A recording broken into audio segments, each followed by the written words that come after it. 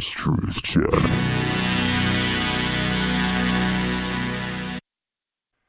Thank you for coming to C's Truth Channel.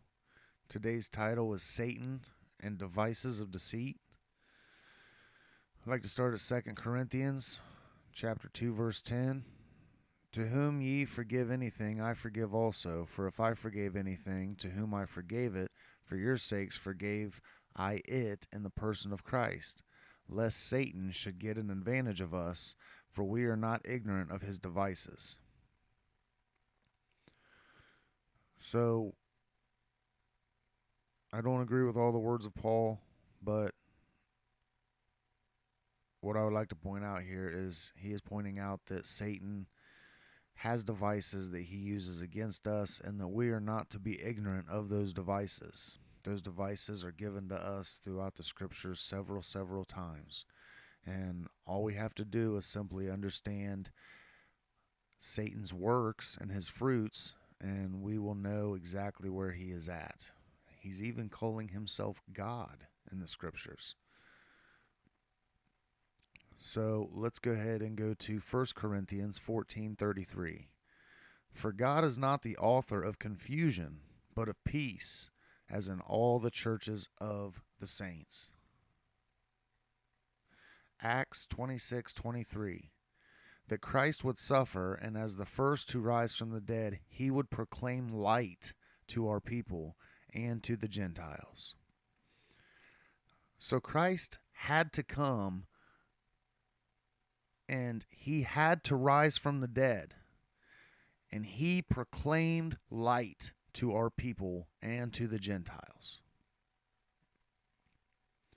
No one ever before Christ proclaimed light to the people and to the Gentiles. So what does that tell you about any of the previous so-called gods that were there before? They did not proclaim light.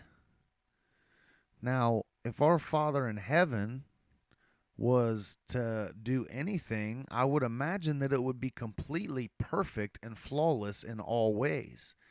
And what makes all this perfect is from the beginning, it was preordained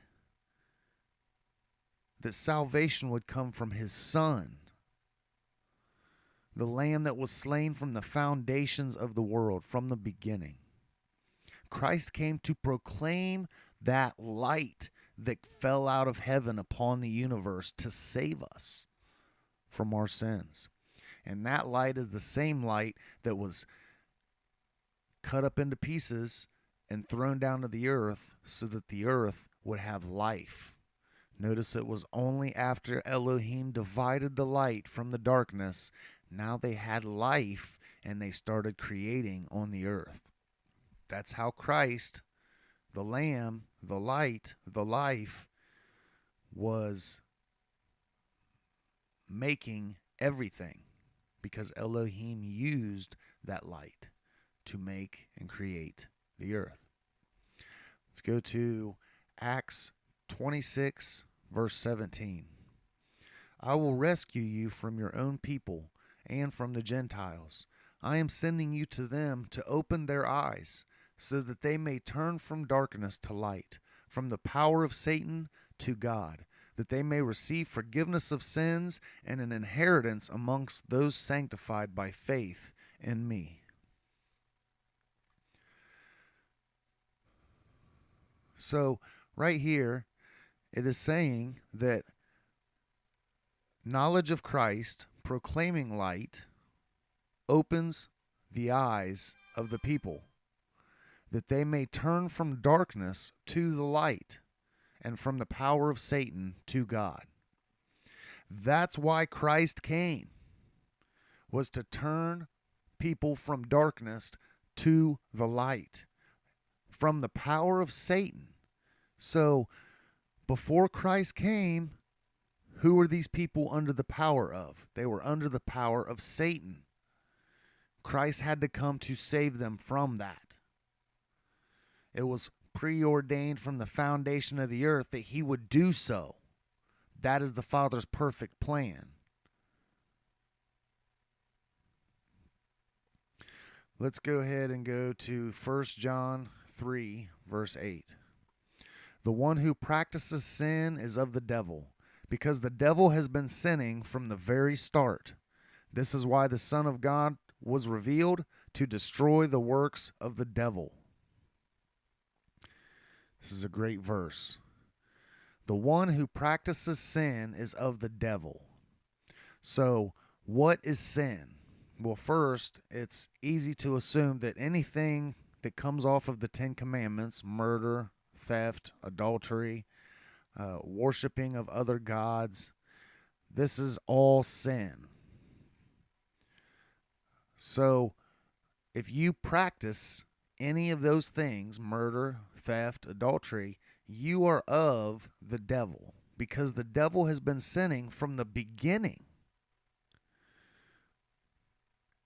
And from the beginning, the Son of God had to be revealed. That was the light that came down from heaven in Genesis chapter 1, verse 3, and also the dove that came down in the Jordan River upon Jesus of Nazareth to destroy the works of the devil. Let's go to James chapter 1, verse 13. Let no man say when he is tempted, I am tempted of God. For God the Father cannot be tempted with evil, neither he tempteth any man. So the devil has been sinning from the very start, from the beginning. This is why the Son of God had to be revealed, not only in Jesus in the New Testament, but also before that in the beginning, when the light fell out from heaven in Genesis 1:3. So anything on the Ten Commandments would be considered a sin, right? And sin is the works of the enemy. So anytime you see murder, anytime you see theft, anytime you see anything that is not peaceable, lovable, gentle, accommodating, full of mercy and full of grace, it is not from the Father if it is none of those things. It must be of the Father. It must be good. The devices of Satan are all the other things. Murder, theft. So whenever these things are being performed, we know that Satan is involved, whether it be called Satan or whether it be called God. So the devices or the fruits of the Father is the Father forgives. The Father is not an author of confusion. The Father gives us light. The Father gives us Christ.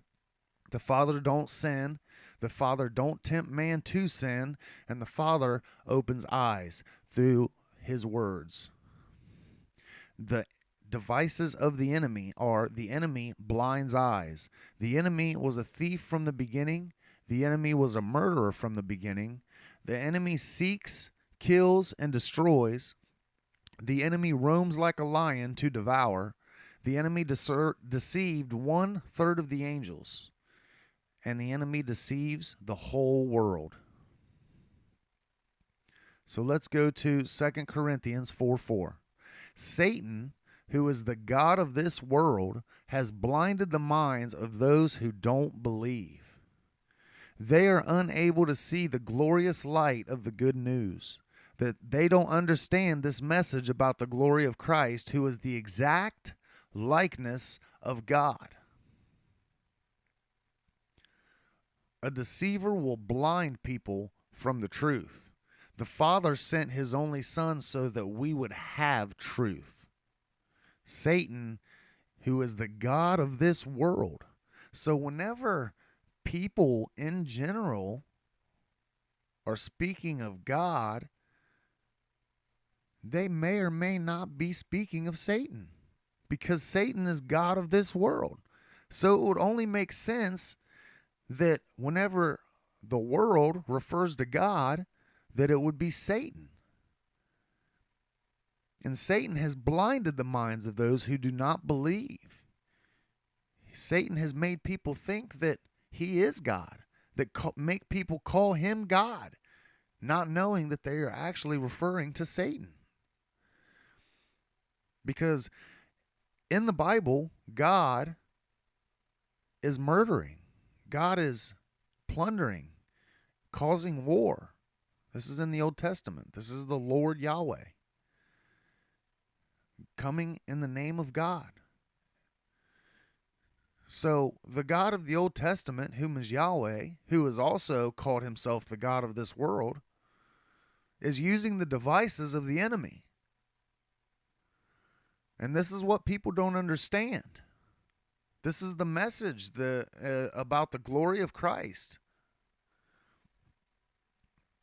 Let's go to Isaiah 29:10. For the Lord Yahweh has poured over you a spirit of deep sleep. He has shut your eyes, the prophets, and he has covered your heads, the seers. So the Lord Yahweh has poured over us a spirit of deep sleep. Do you remember in the garden whenever Adam was put into a deep sleep?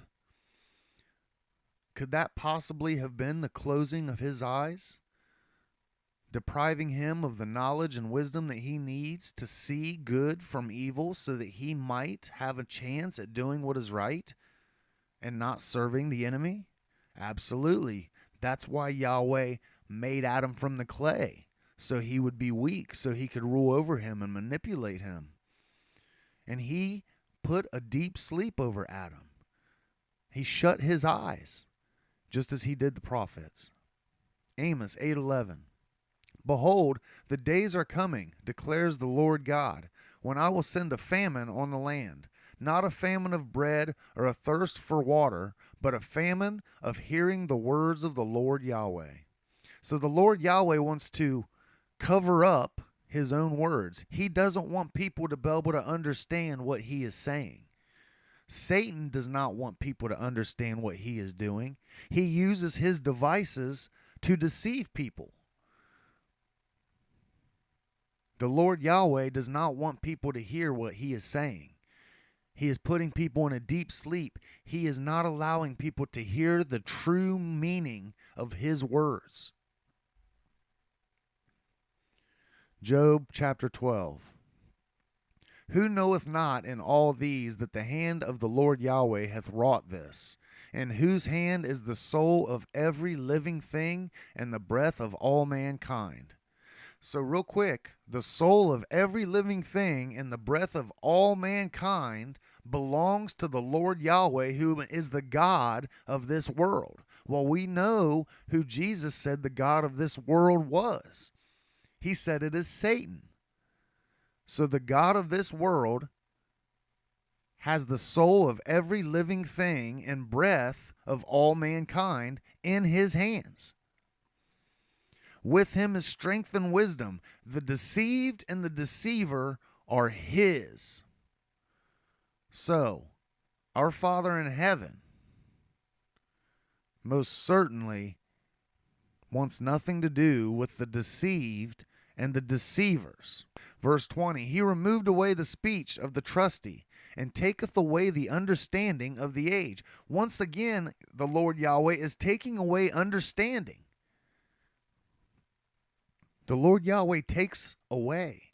The Lord Yahweh murders. He is a thief, and he was a thief from the beginning, whom holds the power of death in his hand. The power of death is the enemy of our Father in heaven, and it is the last enemy to be destroyed. Verse 23, he increaseth the nations and destroyeth them. Who comes to seek, kill, and destroy? Satan does, the enemy. He enlargeth the nations and straighteneth them again. He taketh away the heart of the chief of the people of the earth, and causeth them to wander in a wilderness where there is no way. They grope in the dark without light, and he maketh them to stagger like a drunken man.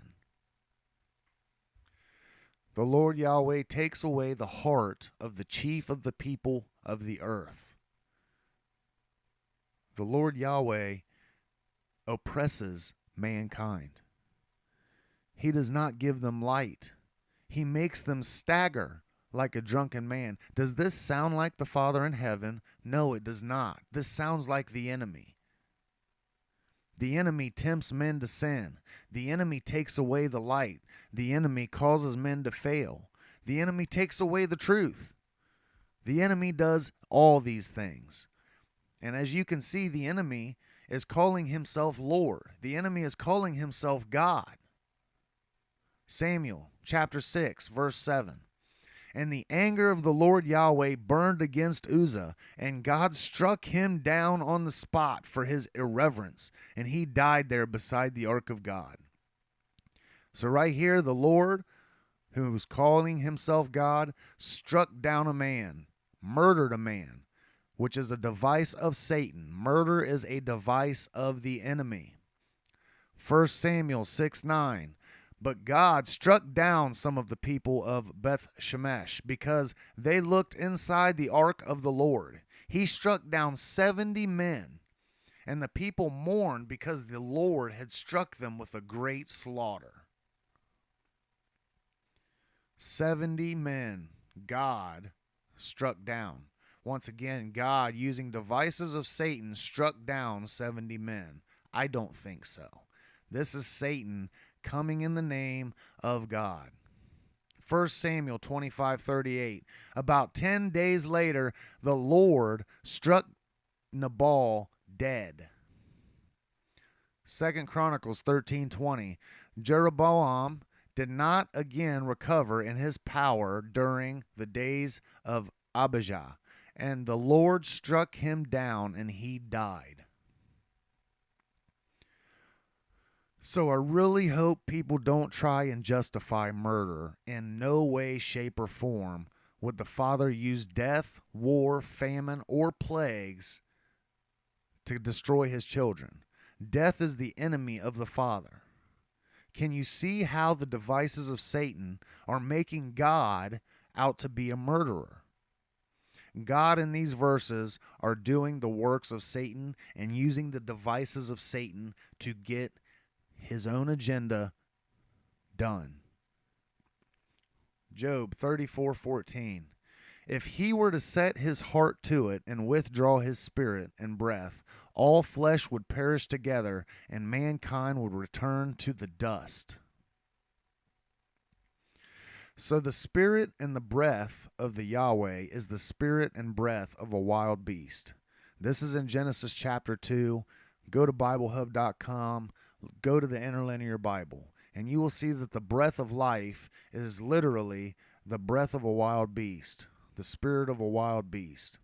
The light of Christ is the life, not the breath of Yahweh.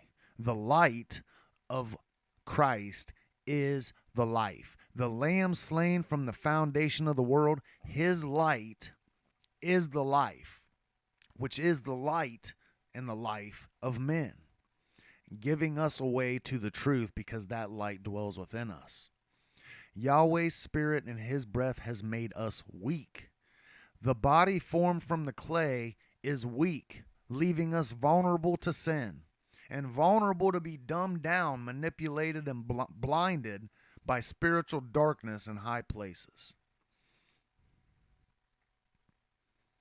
Satan has the power of death. Death is the enemy of our Father in heaven. Death is the last enemy to be destroyed. And why would our Father in heaven or his Son use their enemy to destroy their own children? He wouldn't. They wouldn't. Period. Don't let the Lord Yahweh's justifications for war allow you to think murder is okay, because it is not. Woe unto them who call good evil and evil good. From the beginning, who has displayed the power of death? Who has killed his own people? Who has not shown mercy? Who put his own children into captivity? Who sent confusion amongst men so that they would not understand the words he speaks? The Lord Yahweh did, the God of the Old Testament. Why did Christ have to come? To save us from a cruel God? I think so. Because Yahweh is the God of this earth, and he holds the souls of men in his hands. We must be saved from Yahweh. That's why Christ came, to save us. The Lamb slain from the foundations of the world, the light that came down in Genesis chapter 1, verse 3. The Lamb slain, the life, the light that was thrown to the earth to create the earth, this material world. The enemy was a thief and a murderer from the beginning. How do we know this? Because in Genesis chapter 1, verse 3, that light that came down, the enemy, the thief, stole it and murdered it. That is the Lamb slain. We all contain the light, the life. Believe in the Lamb, believe in the words of Christ, and you will be saved. I thank you for watching. Please like, share, and subscribe. And I hope you have a great day.